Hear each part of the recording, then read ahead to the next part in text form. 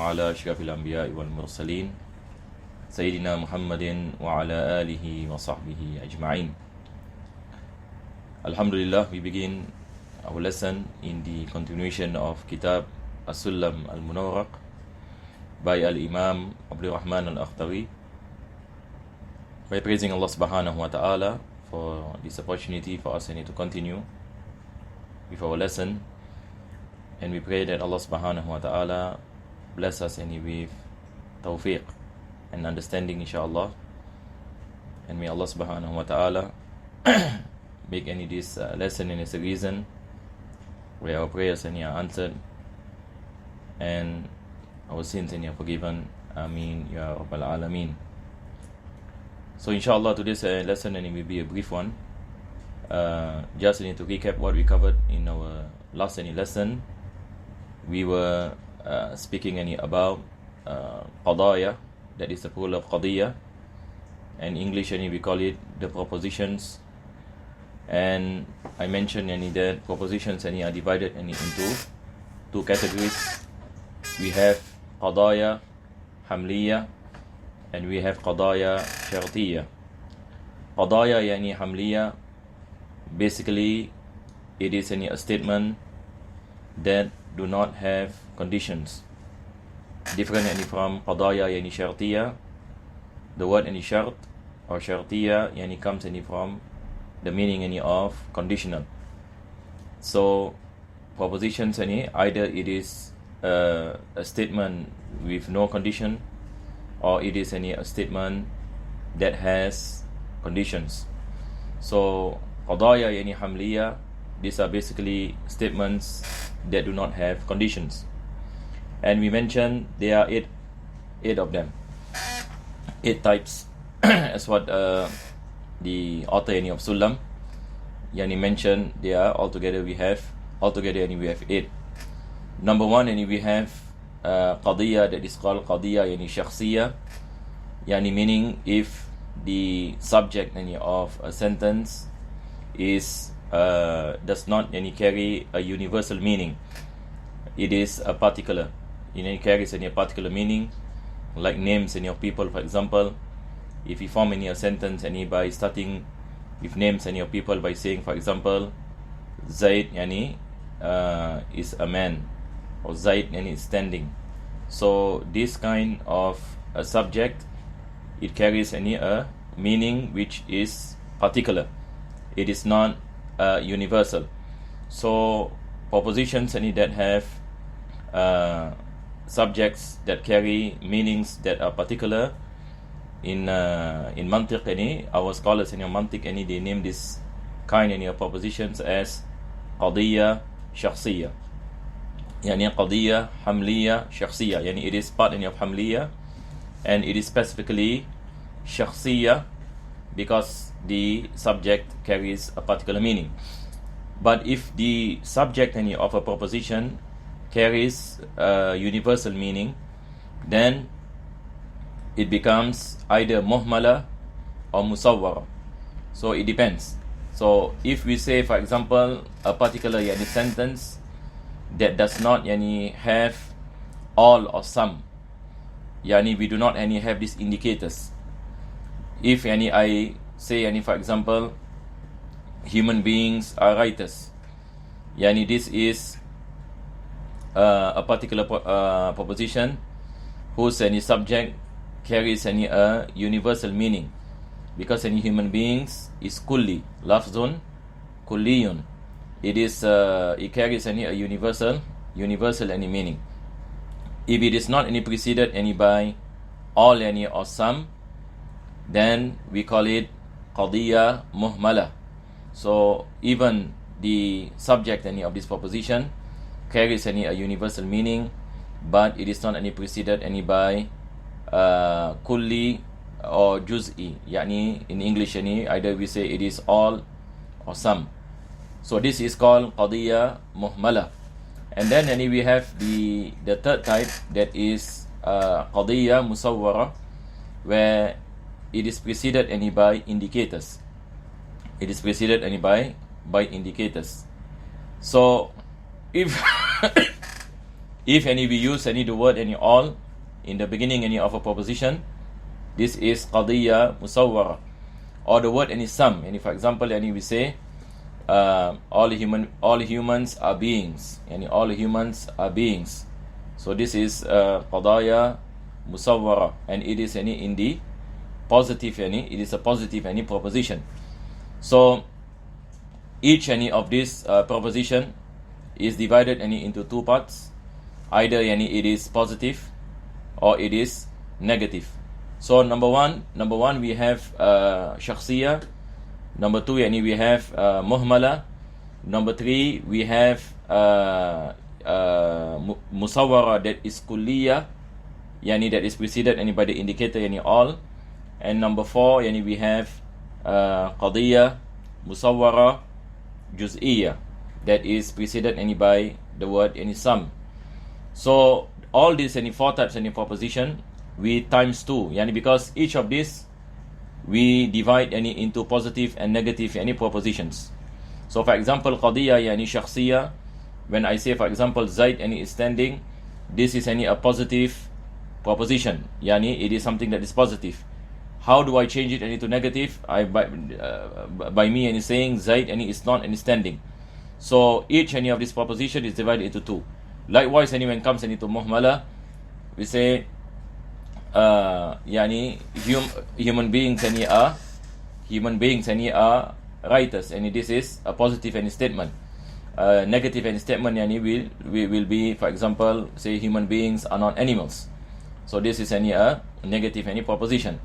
And then when it comes to the musawwara, by adding all any in kulliyah or some any as juz'iyah, likewise both any of these any propositions under yani the umbrella yani of musawwara is divided any into positive and also negative.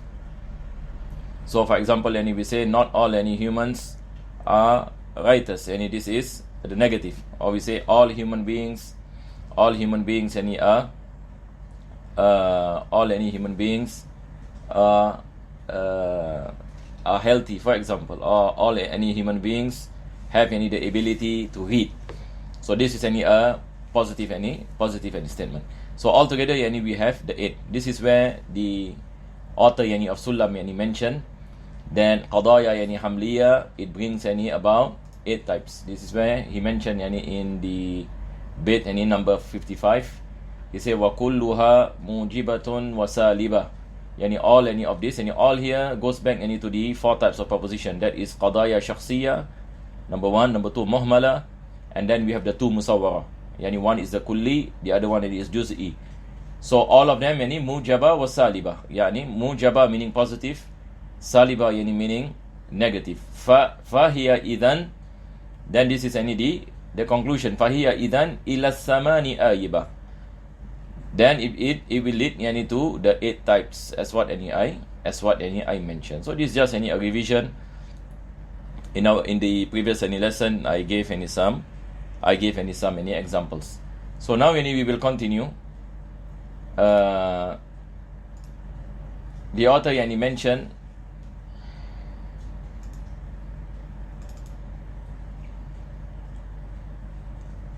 just give me a moment. I have to open up my site any of the PowerPoint because it's clearer.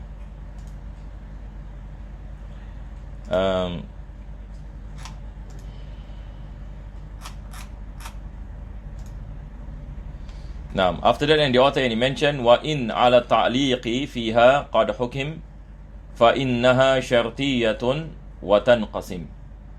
So if the proposition is a conditional proposition, then it is called qadiyya shartiyya. Qadiyya shartiyya. And qadiyya shartiyya, the author mentioned after that, he said it is divided into 2 categories.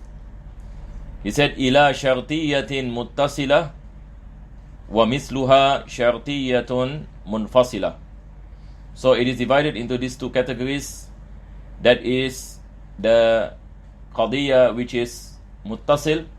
Yani muttasil yani basically sentences that are attached, yani meanings what is meant here attached here, the meanings of this these propositions. Yani within that proposition, the meanings are attached, or it is unattached conditional proposition. So just like how when we speak about qadaya hamliya, we mentioned about the categories of the different types of propositions under hamliya. Likewise under syartiyah also we have these two categories. And then he mentioned in the next one, he said juz'ahuma muqaddamun wa tali amma bayanu dhatil ittisali. So when we speak about qadaya syartiyah, the first part of the proposition, that is the subject of the proposition, it is called muqaddam, whereas the answer to the condition, that is the second part of the proposition, it is called tali. So it is a bit different with qadaya hamliya, non-conditional propositions. The subject is called mawdu', whereas the predicate is called mahmul. But when it comes to conditional propositions, the subject is called muqaddam, whereas the predicate is called tali. The predicate is called tali. So now let me give some examples inshallah. I will take this example from the commentary of Kitab As-Sullam. So let us look at an example of. So before that I will just write qadaya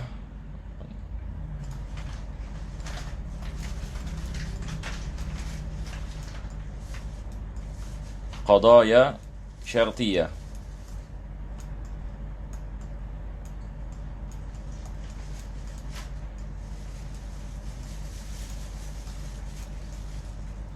So qadaya syartiyah, we have the two types, correct? No? The two categories. We have muttasil, just like when you study Arabic, the dama'ir, you have damir muttasil and damir damir muttasil munfasil. This is muttasil, afwan. Mim ta. The other one is munfasil. I'm doing this with my mouse, so that's why it's a bit difficult. Munfasil. This one is muttasil.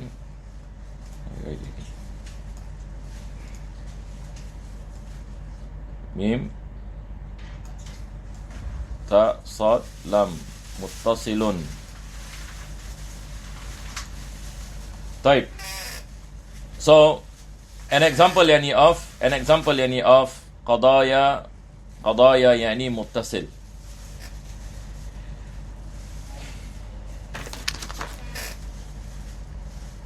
So for example,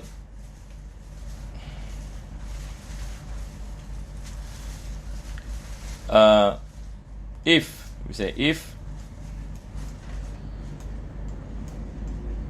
this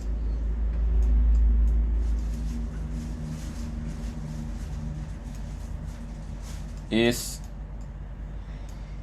a human,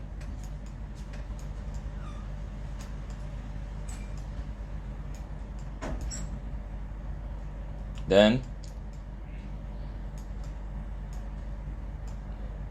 he is a being.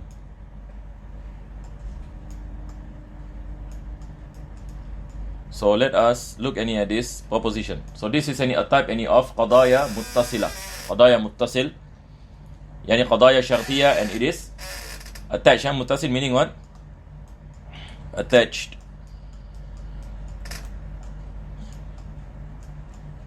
What is the meaning of attached? The meaning of attached, basically the meaning of these two parts of this proposition. One, we have the muqaddam. The other one, we have the tali. It is connected. It it is the same in existence. There is a connection between these two parts. So this is part number 1. Correct or not? This is the condition. If this is a human, this is a condition.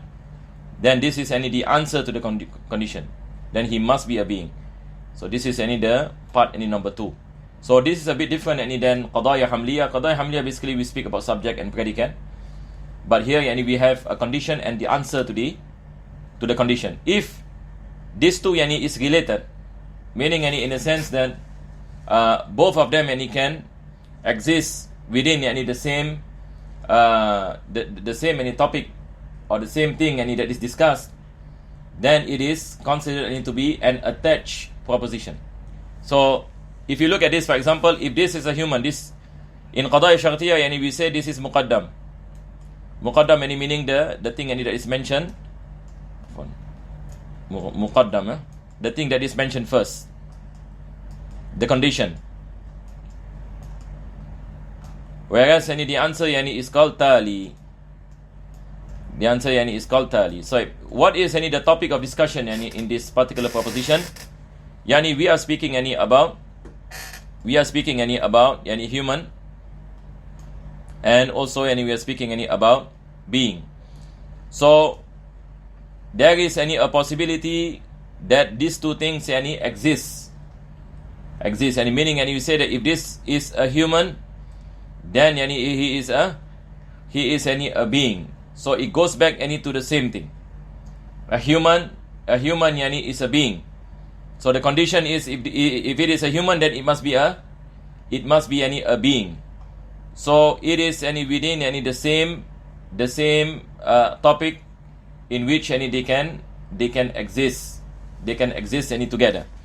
Whereas when comes to qadaya munfasila, they will be different, because the two things the muqaddam and the tali, they do not relate to one another. Whereas muttasil, qadaya muttasila, there is a relation between the first part of the sentence and the second part of the sentence, because there is a connection between human and being. And for example, in this instance, so we call it qadaya muttasila. An example of qadaya munfasil, for example, if we say numbers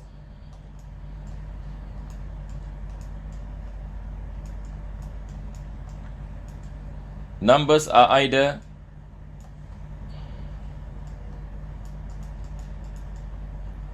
even or odd.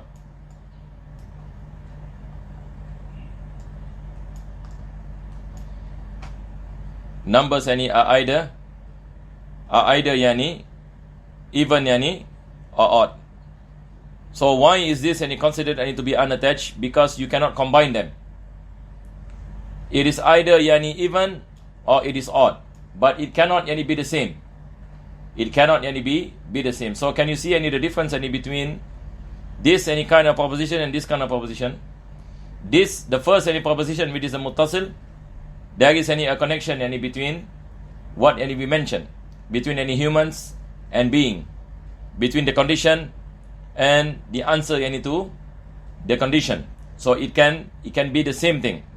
Whereas in propositions that are unattached, we cannot combine because they are total opposites of one another. So inshallah ta'ala for today we just stop here, inshallah. Next week inshallah we will go further in speaking about these two propositions. Inshallah I will give more examples, and we will enter into qadaya munfasila, and we speak about the categories of qadaya munfasila. This is just a simple basic explanation, just to have an idea about some of these meanings. ربنا تقبل دعانا إنك أنت السميع العليم وتب علينا إنك أنت التواب الرحيم واختم بالصالحات أعمالنا وأجرنا الله الكريم بفضل سبحان ربك بالعزة عما يصفون سلام على المرسلين والحمد لله رب العالمين.